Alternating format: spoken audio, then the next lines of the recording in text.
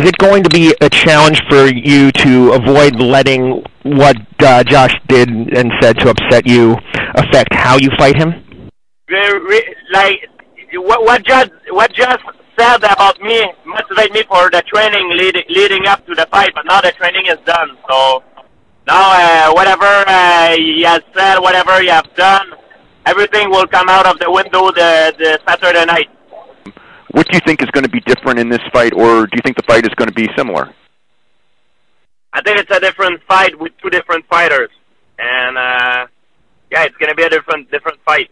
When you look at this, the participation in Ultimate Fighter during those 6 weeks or whatever it was that you were filming, from a motivation level or from just a personal knowledge of Josh or whatever you picked up, how does that affect you going into this fight? The fact that Josh was very arrogant with me did not affect my fight. It affected my preparation coming into the fight, and I prepare myself like I never prepare myself before. I'm the best George St. Pierre I ever been. I'm sharper everywhere. I've been working on a lot of different things for this fight, and I can't wait to show it to the public. George, there's been a lot of criticism lately about the camp with Greg Jackson, his strategy and cornering, and I just wanted to hear your opinion on that and what you think of some of the criticism. I don't really, I don't believe it, because you look at the guy from our camp. Normally, we win a fight of the night. Every 2 UFCs, a guy of our camp win the fight of the night, or knockout of the night, or submission of the night. So, in general, we're very entertaining. And the strategy for the last fight with Josh, was obviously a huge payoff. We don't want to talk about your actual strategy, but how important is strategy going into this fight? Very important. I've been working on a lot of different things. The main thing I've done has been for a while. I've been working a lot on punching power. I've been working a lot with Freddie Roach, and developed a new mechanic. The way I was punching, a lot of stuff that I was doing was wrong, and he corrected. So in the first fight with Josh, when I was striking with him, it was mostly to set up my takedowns. But this time, when I'm going to strike with him, it will be also to knock him out. And Roger Gracie came in, helped me a lot. And Roger Gracie is a specialist of finishing his opponent when he takes the guy's back. And I've been working a lot on that. So if I get an opportunity and I get an opportunity for the finish, I will be able to finish him a lot better this time, because I've been putting a lot of energy on that, the punching power and the finish. Just with the addition of adding Freddie Roach to your camp, how much has he added to go along with guys like John Danaher and Roger Gracie? It's great. I mean, I have the best guys of both worlds. The striking and the ground. I think Freddie helped me a lot, because it's been a few months I've been working with him, and he changed a lot of stuff, a lot of things in my mechanic. And before I knew him, I thought I knew boxing, but I found out that I didn't. And he corrected a lot of stuff from me, and I feel very, very confident now, and it's very good. And he predicted a second-round knockout for this fight. Do you mind a prediction like that?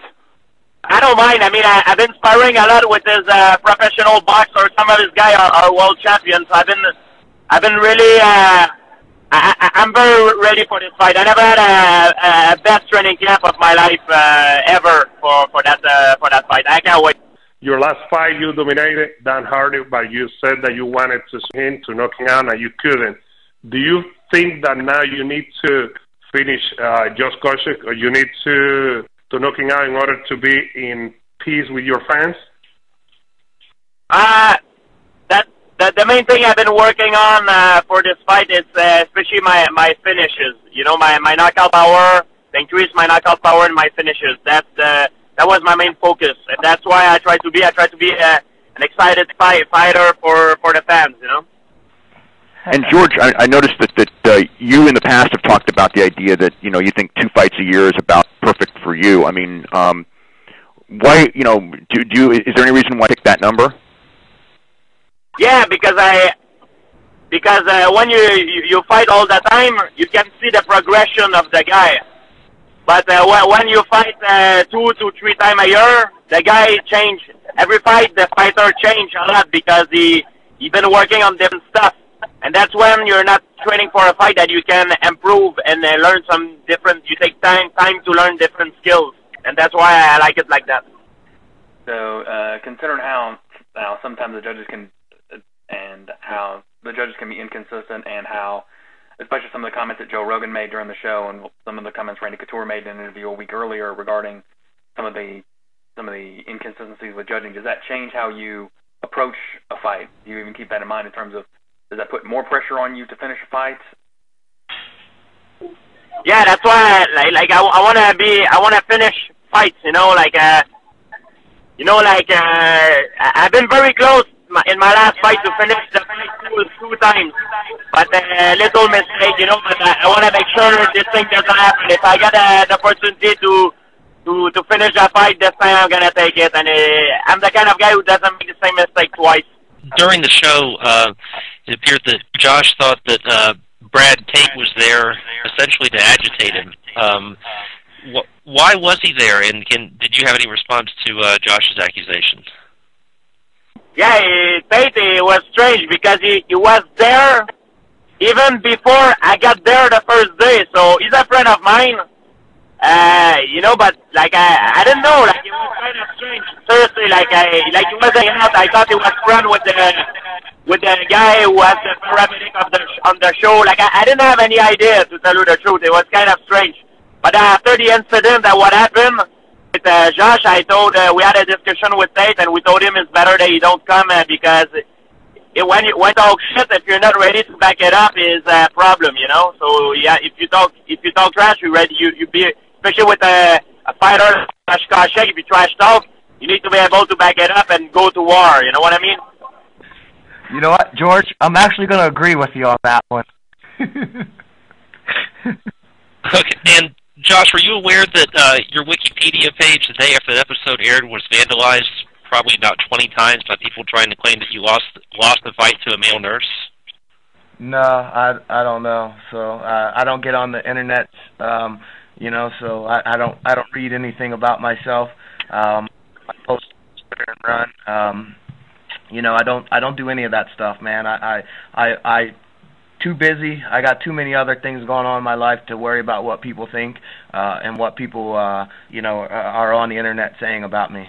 George, what did you learn the Ultimate Fighter experience and sitting there looking at Josh and watching them train? What did you see? Did you see holes in his game that you think you could take advantage of on Saturday night compared to when you fought in 2007? He's a complete different fighter than he was back then. He's a very strong wrestler with good wrestling base, and that's why there is three things that I'm very good at. It's fighting guys that trash talk. I'm a specialist at fighting guys who come from a strong wrestling base, and especially in a rematch, because I'm very good to adapt myself to any kind of fighting style. That's my specialty. And Josh has the three components. He trash talk a lot. He has a very strong wrestling, mainly a strong wrestling background with good stand-up, but mainly a strong wrestling background, and it's a rematch. So I'm the best matchup for me, and I can't wait. I'm very excited.